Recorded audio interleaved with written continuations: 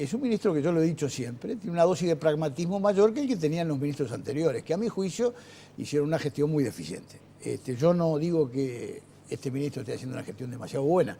Yo lo que digo que es mucho más pragmático que sus antecesores. O sea, que es el mejor ministro del Interior del Frente Amplio. Comparte en ese sentido con... Digo, lo que pasa es que lo comparamos con dos gestiones muy malas. Fueron tres, pero en realidad fueron dos.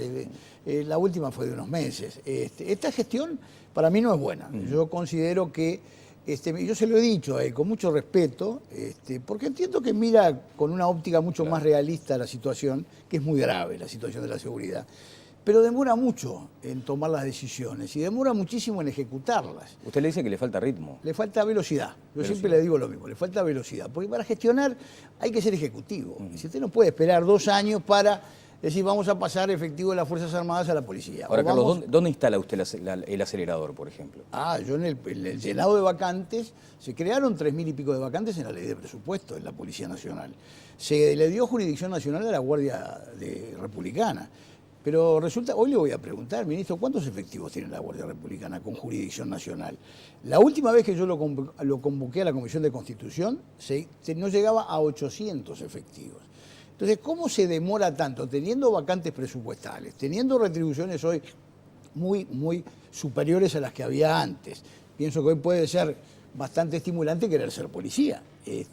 Pasaje de efectivo de las Fuerzas Armadas. Se demoró 1 año, se hizo un decreto. Yo no sé si pasó alguno.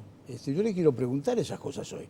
¿Por qué demoramos tanto en todas esas cosas? El tema carcelario. Se ha demorado años. Bueno, usted ha integrado una comisión especial para el sistema carcelario. Ayer se ratificaba esa cifra escandalosa. Somos de los países que más presos... 9.300 presos. 9.300, pero que además más presos tiene en función de su población. Sí, efectivamente. Hay un grado de prisionización muy alto en el Uruguay. Quizás haya que hacer algunos retoques en la legislación, en esa materia, pero lo que fundamentalmente nos está fallando tremendamente, además de esa cantidad de reclusos que tenemos, es la rehabilitación. Tenemos un índice de reincidencia que anda en el 70%. 63%, ¿no? Para 70, yo creo que 70. Sí, 70 es lo que el propio ministro reconoce que hay. Lo dice el comisionado para las cárceles. Saque la cuenta, es muy sencillo. 9.300, 70% de esos son 6.000 y pico, que salen a la calle a delinquir nuevamente, más la cantera inagotable nueva que hay. Usted ve que ayer hubo una rapiña por un menor de 10, 12 y 14 años, increíble. Y están saliendo delincuentes primarios, muchos procesados primarios también. Para decir que hay un crecimiento, no sé, tan alto de los niveles de delincuencia, que eso preocupa a todo el mundo y eso requiere una respuesta mucho más rigurosa. Senador, hoy hablábamos justamente de lo que son las visitas a las apacibles ciudades del interior, el caso de Nueva Helvecia, que es maravilloso. Yo cuando voy a Tacuarembó siento también que hay una cantidad de características que se mantienen, más allá de que cambió también allí el paisaje. Mire que hay circunstancias vinculadas, por ejemplo, a la Plaza Colón, que era nuestra plaza de amigos de toda la vida, y ahora cada tanto pasar por allí a la noche es bastante complicado. Eso pasa en todos lados. Pasa en todos lados, pero uno se pregunta, bueno, todo está concentrado muy en la zona metropolitana, allí es donde está la crisis que ustedes advierten. Y es donde el Frente Amplio dice, bueno, pero esto está pasando acá y se está haciendo un uso indebido políticamente. De hecho, por ejemplo, vea usted lo que dice hoy un titular de la República. El Frente Amplio advierte uso político y va específicamente al caso de los homicidios, porque según la jefatura las cifras cayeron. Allí habló el senador Luis Rosadilla, aseguró que hacer un planteo político por los homicidios de la primera semana de enero es desafortunado y extremadamente cortoplacista, y la legisladora Daniela Paisé invitó a incorporar una mirada que va mucho más allá de la conveniencia política. Eso es lo mismo que dijo el presidente Mujica, más o menos, que era un circo lamentable lo que hacía la oposición. Y después matizó sus dichos. Tengo una visión absolutamente discrepante con esto, porque digo, nosotros somos el organismo, el Poder Legislativo tiene 2 funciones, controlar y legislar, ¿verdad? Nosotros estamos para controlar el Poder Ejecutivo. En un país que viene con una sucesión de hechos delictivos de extrema violencia del año pasado, bueno, diga que esto arrancó esta semana de este año, pero esta semana de este año arrancó en 5 días o en 6 días, hubo 14 homicidios, 14. Debe ser récord nacional, 14 homicidios. Dentro de ellos, por ejemplo, de muy diversa naturaleza.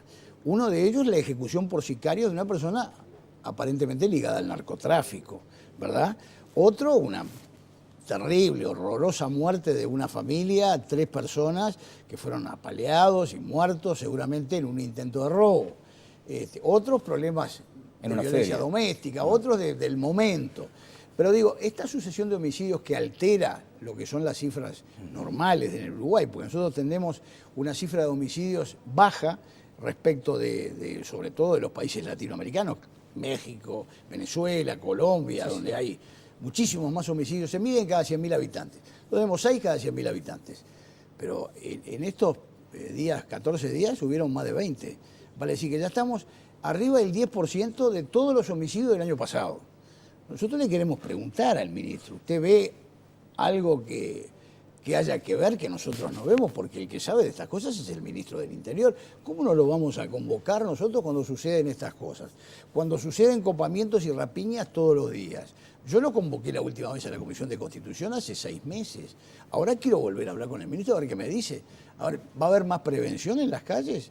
Están hablando de que hay patrulleros nuevos, reestructura de la jefatura de Montevideo. Bueno, pero ayer también salió en una publicación que no había choferes para los patrulleros. 40 choferes. Sí, entonces, fíjese, le regalaron, creo que la China Popular le regaló 500 motos de 250 centímetros de cilindrada.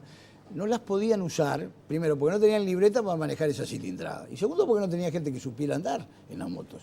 Entonces ahí tenemos un problema, ahí tenemos un problema de gestión. Digo, esas cosas no se pueden prever, si tiene que llegar la moto y después salir a sacar la libreta. Claro. Digo, como no hay choferes para los patrulleros, el ministro anunció la compra de patrulleros hace un año, ¿cómo que no hay choferes? Senador, no Eso creo es lo que yo no veo. Claro, no creo que algún ciudadano de este país suponga que el ministro está sentado cómodamente en su despacho y no quiere hacer absolutamente nada. Yo no digo eso. Claro, Yo no hay digo una eso. intención seguramente y lo que hay es Mire, carencia desde su punto de vista en la gestión. Yo creo que sí. Correcto. Ahora, ¿un cambio de nombres modifica una política?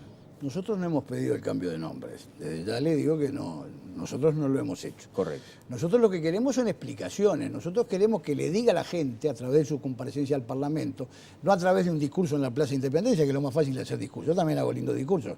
Pero que venga y que le pregunte a la oposición y que el ministro conteste a ver cuáles son las previsiones para este año. Usted hoy no va a pedir, si no le satisfacen las explicaciones del ministro, no va a Nosotros pedir ni que siquiera lo estamos interpelando, lo estamos llamando en régimen de comisión general. Que además la comisión general general no termina sin declaración. No tiene consecuencias. Yo haré después las declaraciones que me parezcan. Si mañana nosotros creemos que el ministro debemos pedirle la renuncia, lo haremos. No lo hemos hecho hasta el momento. Respeto a quienes lo hacen. No, yo no lo he hecho. Y no es esta instancia tampoco. Yo no lo he hecho, no es esta instancia. Nosotros queremos escuchar. Además, otra cosa, a nosotros no se nos puede acusar de ser nada más que críticos. Bueno, nosotros hemos hecho 10 propuestas, algunas de las cuales el gobierno ha tomado, hemos integrado todas las comisiones, desde la multipartidaria, a la de seguimiento carcelario, a la de minoridad infractora para modificar el Código de la Niñez y la Adolescencia, y la mayoría de las propuestas que se tomaron fueron del Partido Nacional. Es decir, que nosotros hemos sido propositivos. Yo fui subsecretario del Ministerio del Interior. Conozco la complejidad de la cartera. Sí, conocerá, ¿no? A ver, recuérdeme, es subsecretario a instancias del presidente Lacalle en el año 1990. En el año 1990. Correcto. Casi hasta el 94. Hasta en el 94. Y en el 92 le estalló la huelga. Exacto. Por eso sé de esos temas. Qué lío enorme. Exacto. Una huelga que duró 4 días. ¿Y cómo Pero a ahora, la distancia, cómo y de lo...? eso también quiero hablar con el ministro, porque yo también sufrí eso. Y de eso quiero hablar con el ministro, porque todas estas movilizaciones policiales y esa especie de corte parcial que hicieron de la ruta interbalnearia me parecen muy mal.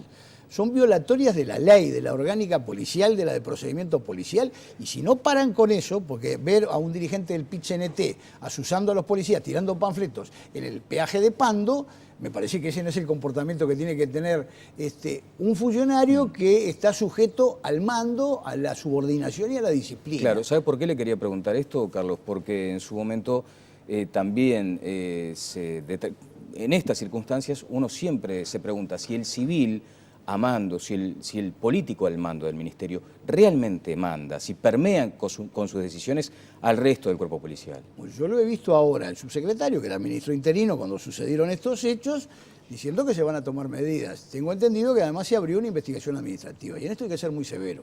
Porque el día que se corta la cadena de mando se terminó la policía.